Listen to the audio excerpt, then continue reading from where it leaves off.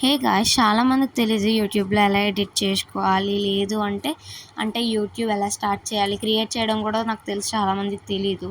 నేను already edit ఎలా చేయాలని చెప్పేసి వీడియో పెట్టాను. అండ్ ఒక చిన్న షార్ట్ పెట్టాను అనమాట, అంటే ఎలా అప్లోడ్ చేసుకోవాలని చెప్పేసి. నాకు కూడా మేబీ ఫస్ట్లోనే వచ్చేది కాదు, ఇప్పుడిప్పుడే నేర్చుకుంటున్నాను. ఎడిట్ చేస్తున్న కొద్ది కొత్త కొత్త ఫీచర్స్ అన్నీ కూడా కనిపిస్తున్నాయి. ఇంకా ఆర్టిల్కి అవన్నీ కూడా చూసుకొని మంచిగా కొత్తగా ఎడిట్ చేయడం ట్రై చేస్తున్నాను.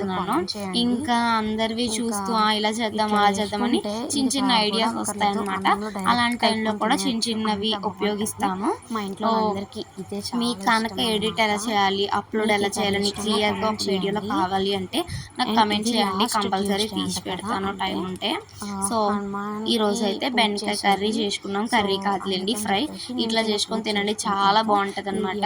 ఇంకా దీనికి రసం కూడా అక్కర్లేదు, కొంచెం ఆయిల్ ఎక్కువ వేస్ట్ చేసుకుంటే అట్లానే అన్నంలో కలుపుకొని తినేయచ్చు. చాలా బాగుంటుంది టేస్ట్ అయితే. నేను ఎండుమిర్చి ఫస్ట్ ఆయిల్ వేసిన తర్వాత వేయండి, మధ్యలో వేసాను, చూసుకొని వేయండి. అండ్ ఇంకో విషయం ఏంటంటే, చాలా మంది బెండకాయలు కట్ చేసేసిన తర్వాత క్లీన్ చేస్తారు, దానివల్ల తేమ అంటే ఎక్కువ అయిపోతుందంట. సో అందుకే క్లీన్ చేయకండి, నార్మల్ ముందే క్లీన్ చేసేసి కట్ చేయండి.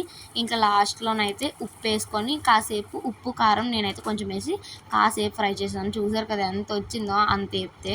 ఇంకా నెక్స్ట్ వచ్చేసి పొయ్యి మీద బియ్యం పెట్టేసుకొని డాడీకి టీ పెట్టేశాను. ఉంటాను గాయస్, బాయ్. సబ్స్క్రైబ్.